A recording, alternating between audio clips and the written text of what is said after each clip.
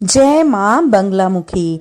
श्रोताओं, मैं आशा करती हूँ माता रानी की कृपा से आप सभी स्वस्थ होंगे, मंगलमय होंगे। इसी मंगल कामना के साथ आज का वीडियो हम आरंभ करते हैं। श्रोताओं, आज नवरात्रि का 8वां दिन है और 8वां दिन माँ बंगलामुखी को समर्पित है। 10 महाविद्याओं में से 8वीं महाविद्या बंगलामुखी के बारे में बहुत कम लोग ही जानते होंगे। उनका स्वरूप कैसा है, उनकी साधना किस प्रकार की जा सकती है, उनकी आराधना, उनकी पूजा, उनकी भक्ति को क्या वरदान मिलता है और कैसे उनकी पूजा करके वरदान प्राप्त किया जा सकता है, यह सभी आज हम जानेंगे। बंगला शब्द संस्कृत भाषा के बलगा का अपभ्रश है, जिसका अर्थ होता है दुल्हन। कुंजिका तंत्र के अनुसार बंगला नाम 3 अक्षरों से निर्मित है, व, ग, ला। व अक्षर वारुणी, ग अक्षर सिद्धिदा और ला अक्षर पृथ्वी को संबोधित करता है। अतः माँ के अलौकिक सौंदर्य और स्तवन शक्ति के कारण ही इन्हें यह नाम प्राप्त हुआ है। माँ बंगलामुखी देवी का प्राकट्य स्थल गुजरात के सौराष्ट्र क्षेत्र में माना जाता है।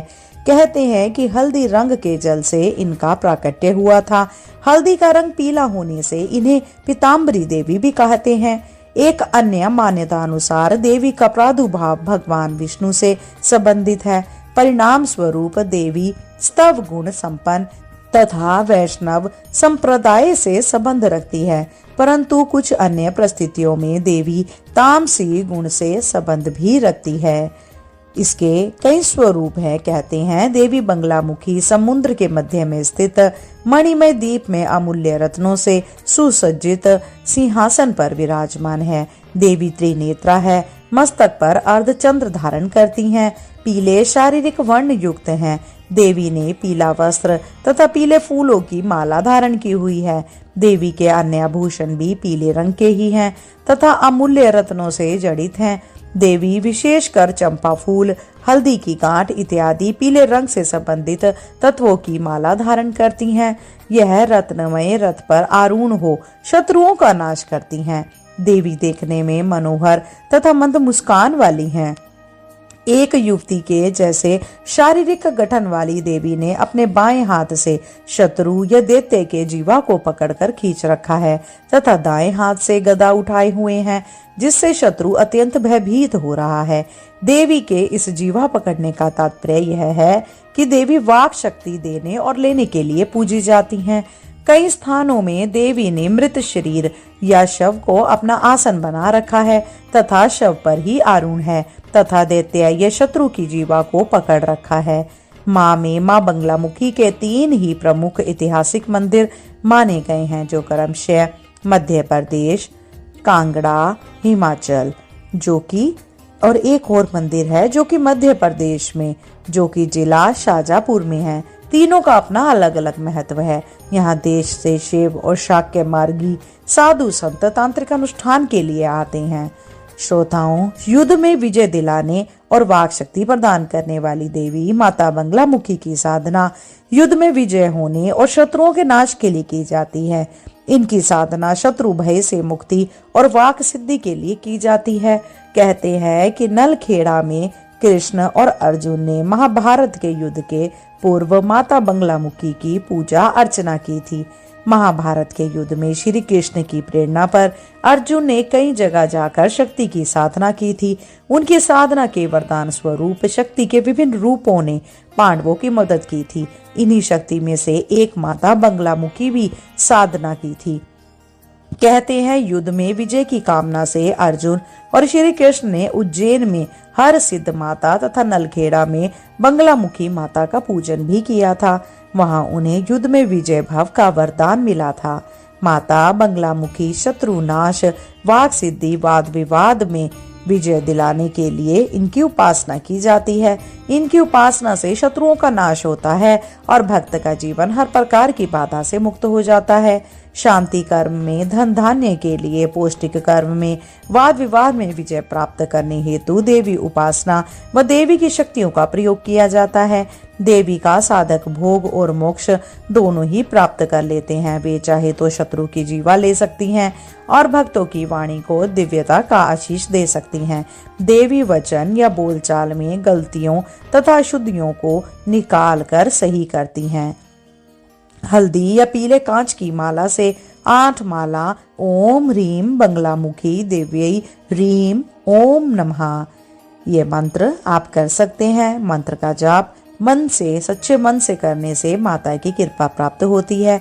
देवी को पीली हल्दी के ढेर पर दीप दान करें। देवी को मूर्ति पर पीला वस्त्र चढ़ाने से बड़ी बाधा भी नष्ट हो जाती है। माँ बंगलामुखी देवी के मंत्रों से दुखों का नाश होता है। ज्ञानी पंडित से भी यह पूछ सकते हैं। सर्वप्रथम देवी की आराधना ब्रह्मा जी ने की थी। तदंतर उन्होंने बंगला साधना का उपदेश सनकादिक मुनियों को दिया। कुमारों से प्रेरित हो देवर्षि नारद ने भी देवी की साधना की। देवी के दूसरे उपासक स्वयं जगत पालन करता भगवान विष्णु हुए तथा तीसरे भगवान परशुराम। इनकी साधना सप्त ऋषियों ने वैदिक काल में समय समय पर की है। इन महाविद्याओं की उपासना या साधना रात्रि काल में करने से विशेष सिद्धि की प्राप्ति होती है। इनके भैरव महाकाल हैं और माँ बंगलामुखी स्तव शक्ति की अधिष्ठात्री हैं। माँ बंगलामुखी का एक नाम पीताम्बरा भी है। इन्हें पीला रंग अति प्रिय है, इसीलिए इनके पूजन में पीले रंग की सामग्री का उपयोग सबसे ज्यादा होता है। देवी बंगलामुखी का रंग स्वर्ण के समान पीला होता है।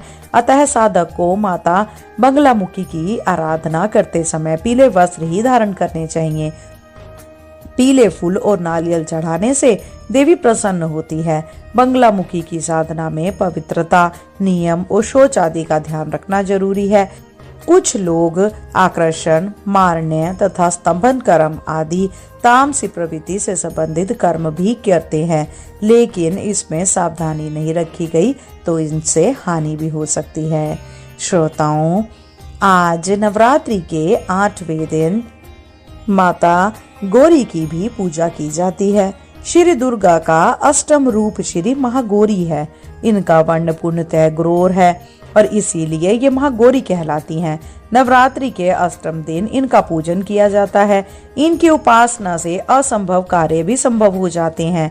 माँ महागौरी की आराधना से किसी प्रकार के रूप और मनोवांछित फल प्राप्त किए जा सकते हैं। महागौरी की आराधना से किसी प्रकार के रूप और मनोवांछित फल प्राप्त किए जा सकते हैं।